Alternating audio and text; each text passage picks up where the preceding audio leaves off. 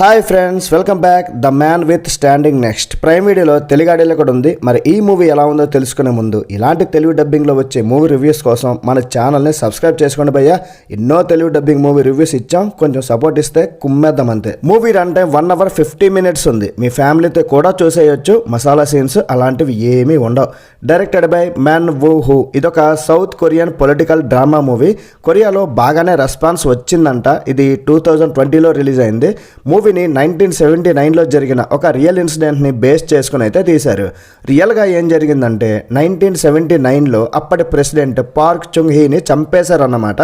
అప్పట్లో సౌత్ కొరియాలో ఒక సంచలనం సృష్టించిన న్యూస్ అది. దీని గురించి చాలా స్టోరీస్ అయితే ఉన్నాయి.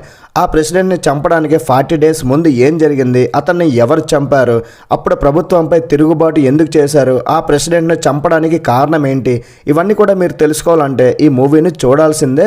ఇది రియల్గా జరిగింది అండ్ ప్లాట్ కూడా ఇదే. మరి మూవీ చూశాక నా ఒపీనియన్ చెప్పాలంటే సౌత్ కొరియన్ మూవీ అనగానే ఒక పాజిటివ్ వైబ్. చాలా మూవీస్ చూసా, ఎక్కువగా సౌత్ కొరియన్ మూవీ అనగానే థ్రిల్లర్ మూవీస్ చూస్తుంటాం. ఫస్ట్ టైం ఒక పొలిటికల్ డ్రామా ఫిల్మ్ నన్ను డిసప్పాయింట్ చేసింది భయ్య. ఫస్ట్ అరగంటకే నిద్ర వచ్చేసింది. మేబీ సౌత్ కొరియన్ వాళ్ళకు నచ్చొచ్చు, ఎందుకంటే వాళ్ళ దేశంలో జరిగిన సంఘటన కాబట్టి వాళ్ళు ఎక్కువ మంది చూసి ఉంటారు ఏమో. బట్ మనకు అంతగా తెలియదు అండ్ చాలా స్లోగా ఉంటుంది మూవీ. నాకు స్లోనెస్ కూడా పెద్ద ప్రాబ్లం కాదు. హాలీవుడ్ మూవీస్ అన్నీ కూడా స్లోగానే ఉంటాయి, బట్ ఎంగేజింగ్గా లేదు, ఇంట్రెస్టింగ్గా కూడా లేదు. దీని స్లోనెస్ని మాత్రం భరించడం అయితే చాలా కష్టం.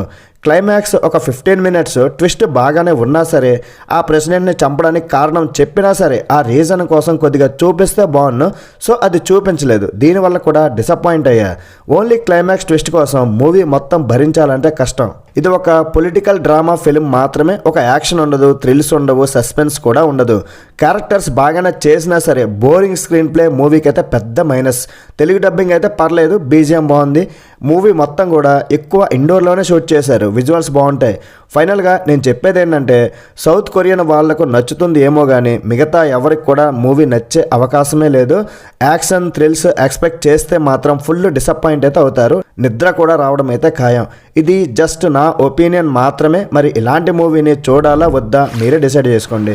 మరి ఈ మూవీకి నేను ఇచ్చే రేటింగ్ ఏంటంటే 2/5. That's it guys. ఇలాంటి మరిన్ని వీడియోస్ కోసం మన ఛానల్ని సబ్స్క్రైబ్ చేసుకొని నెక్స్ట్ వీడియోలో మళ్ళీ కలుద్దాం. లైక్ చేయడం, కామెంట్ చేయడం, షేర్ చేయడం అస్సలు మర్చిపోకండి. బై బాయ్, జై హింద్.